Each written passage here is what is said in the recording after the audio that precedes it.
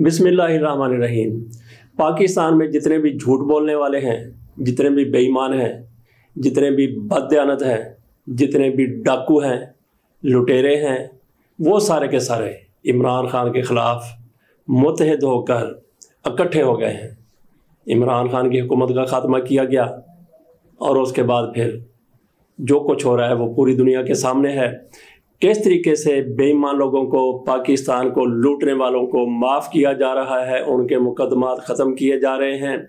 मरियम नवाज शरीफ को बरी कर दिया गया, इसहाक डार को पाकिस्तान बुला लिया गया और उसके बाद फिर 24 अरब रुपए के केसेस में मनी लॉन्ड्रिंग के केस थे। शहबाज शरीफ को और हमजा शहबाज शरीफ को बरी कर दिया गया। शहबाज शरीफ कौन है? ये वो शख्स है जिस दिन फ़र्द जुर्म आयद होनी थी उस दिन इसको पाकिस्तान का वज़ीर आज़म बना दिया गया। किसने बनाया? वो भी इनके साथ किस तरीके से मिले हुए हैं। बात हमने की है कि झूठे लोग सब इकट्ठे हो गए।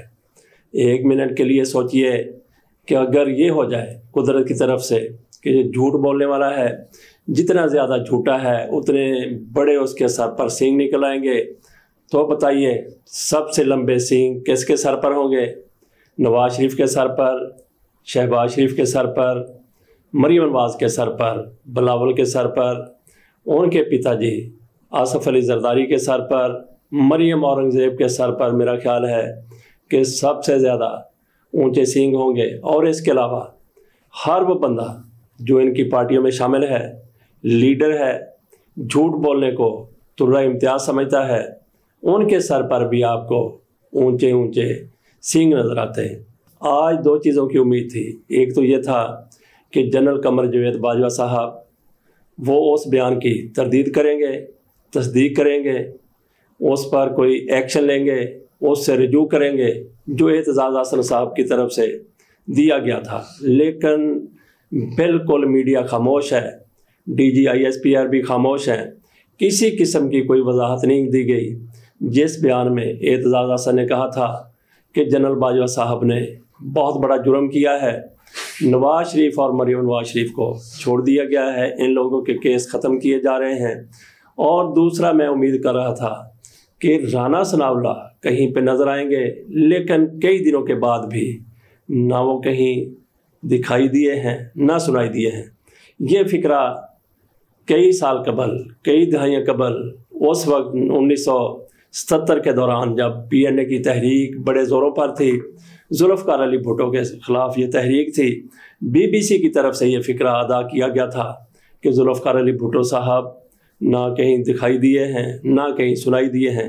वहीं से हमने ये फ़िक्रा मुस्तार लिया है कि राना सनाउल्लाह साहब जब से उनके ख़िलाफ़ एंटी करप्शन वालों ने केस दर्ज किया है, उनके गिरफ़्तारी के वारंट जारी हुए हैं, उसके बाद से राना साहब अल्लाह बेहतर जानता है कि कहाँ गायब हो गए, किस बिल में घुस गए, किस खुड में बढ़ गए, किसी किस्म का कोई अंदाज़ा नहीं है। राना साहब बिल्कुल खामोश हैं, इनकी तरफ से कोई ना कोई बयान जारी कर दिया जाता है।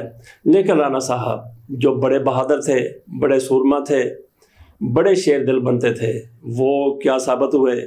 मुर्गी से भी छोटा दिल, बकरी से भी छोटा दिल, चूही से भी छोटा दिल। और ये बहादुर पाकिस्तान की तकदीर बदलने वाले हैं। इधर पंजाब में इमरान खान की तरफ से उमर सरफराज चीमा को पंजाब का वज़ीर दाखिला बना दिया गया है। डोगर साहब से ये कलमदान वापस ले लिया गया था।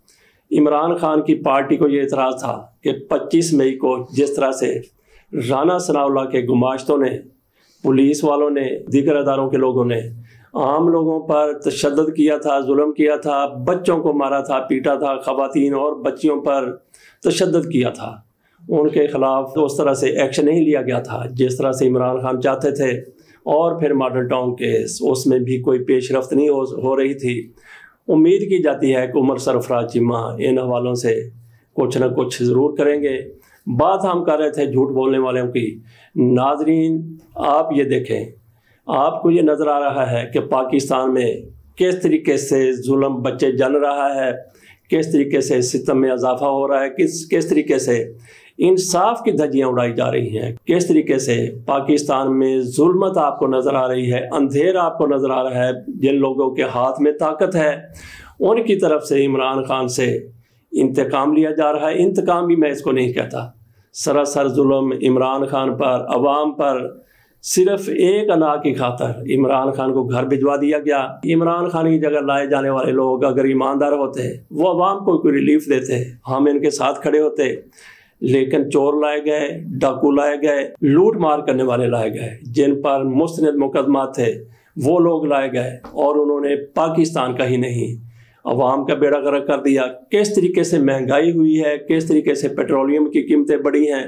اسحاق ڈار کو لایا گیا، یہ ٹارزن ہے، پاکستان کی معیشت کو بحال کر دے گا، بہتر کر دے گا، اونچائیوں پر لے جائے گا، لیکن اسحاق ڈار صاحب خود جہاز میں بیٹھ کر ایک بار پھر لندن چلے گئے۔ کہا جا رہا تھا جی کہ اسحاق ڈار نے ڈالر کو نیچے لانے میں بڑا کردار ادا کیا ہے، یہ پڑا ہے اسحاق ڈار کا کردار۔ آج پھر ڈالر 2 روپے مہنگا ہو گیا ہے، کہاں ہے اسحاق ڈار؟ ناظرین، ایسی صورتحال میں جب آپ کو ہر طرف ظلم نظر آ رہا ہے، جب آپ کو یہ نظر آ رہا ہے کہ پاکستان میں کس طریقے سے ناانصافی ہو رہی ہے، کس طریقے سے میرٹ کی دھجیاں اڑائی جا رہی ہیں، تو پریشان ہونے کی ضرورت نہیں ہے اور نہ ہی گھبرانے کی ضرورت ہے۔ وہ میں اس لیے کہہ رہا ہوں کہ یہ تھوڑے وقت کے لیے ہے، سارا کچھ ہمیشہ کے لیے نہیں ہے۔ تو آپ کی پریشانی دور کرنے کے لیے میں آپ کو ایک نسخہ بتاتا ہوں، آپ اس میں ملوث نہ ہوں۔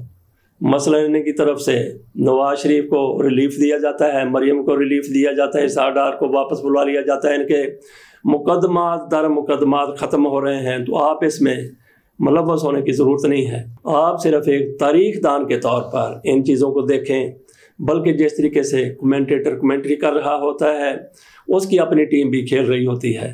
رمیز راجہ ہے، پاکستان اور بھارت کا میچ ہے، یقینی طور پر اس کی ہمدردیاں پاکستان کے ساتھ ہیں، لیکن کمنٹری کرتے ہوئے رمیز راجہ ظاہر نہیں ہونے دیتا کہ وہ پاکستانی ہے۔ بھارتی کوئی اچھا سٹروک کھیلے، اچھی بالنگ کرے، اس کو داد دیتا ہے، پاکستانی کچھ ایسا کریں تو اس کو تو ظاہر ہے اس نے داد دینی ہی ہے۔ تو آپ ایک کمنٹیٹر کے طور پر ان ساری چیزوں کو دیکھیں، آپ کا کردار ایک تاریخ دان کا ہے، آپ وٹنس ٹو ہسٹری ہیں، وٹنس ٹو بلنڈر ہیں۔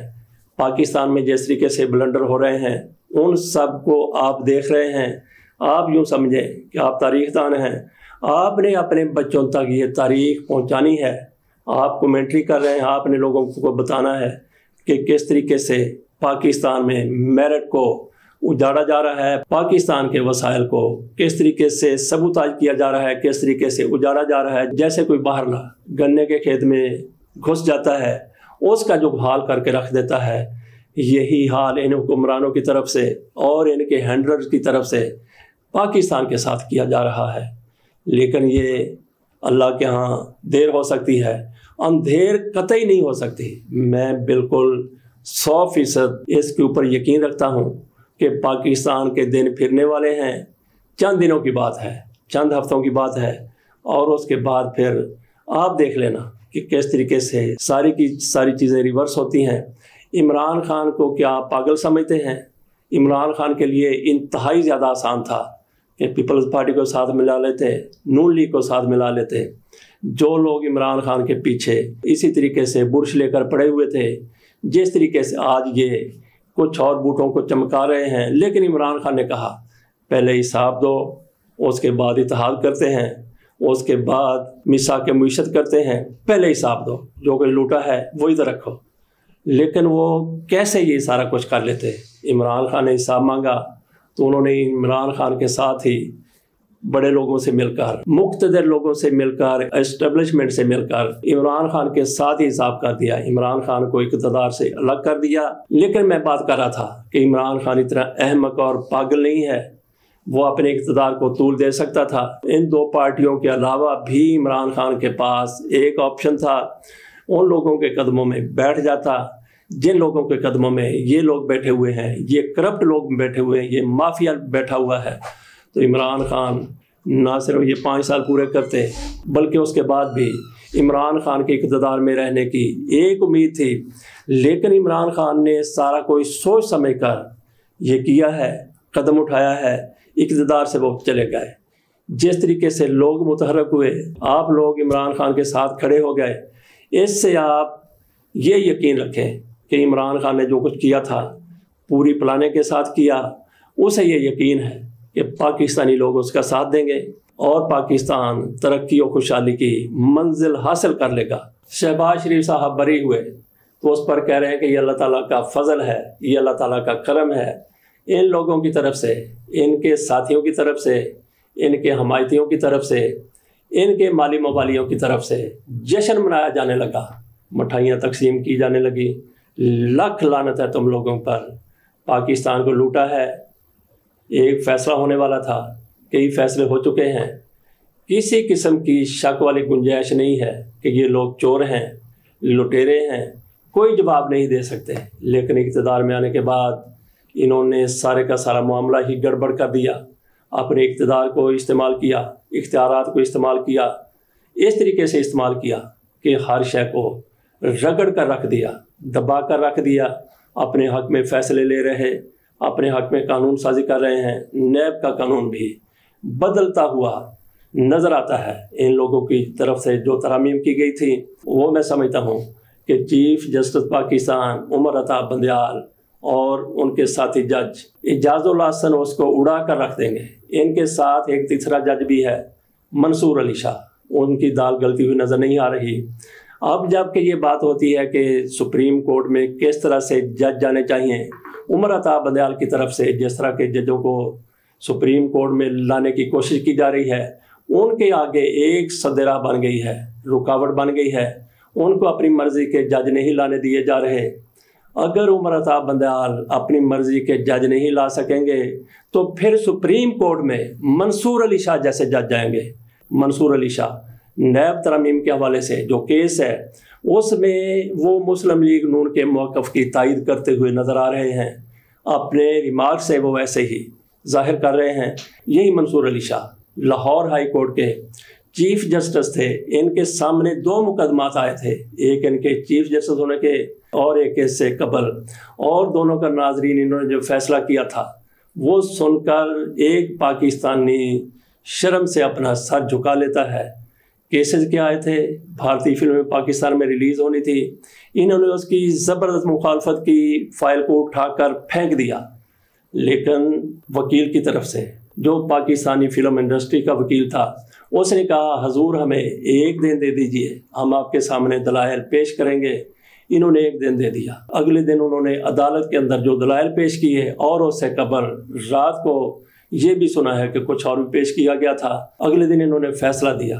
फ़ैसले में ये लिख दिया गया कि इंडियन फिल्में जो दुबई से आती हैं पाकिस्तान में उन्हें दिखाया जा सकता है। और फिर इनकी तरफ से ये फ़ैसला भी आया था कि इंडियन चैनल पाकिस्तान में दिखाए जा सकते हैं, टीवी चैनल पाकिस्तान में दिखाए जा सकते हैं। लेकिन उसके बाद फिर ये फ़ैसले रिवर्स हुए। लेकिन इन साहब की तरफ से जो किरदार अदा करना था वो कर दिया गया। अगर उमर अता बंदयाल वो अपनी कोशिश में नाकाम हो जाते हैं कि वहाँ पे वो जज जाने चाहिए जो मेरिट पर पूरा उतरते हैं, जो ईमानदार हैं, जो दयानतदार हैं, जो किसी दबाव को खातर में नहीं लाते, तो फिर ऐसे जजों का रास्ता रोका जा सकता है। अगर वो उसमें नाकाम हो जाते हैं तो फिर इसी तरह के जज वहाँ पे जाएंगे और वही गुल खुलाएंगे जो आपको नज़र आ रहे हैं। इसके साथ ही इजाज़त दीजिए, अल्लाह हाफ़िज़।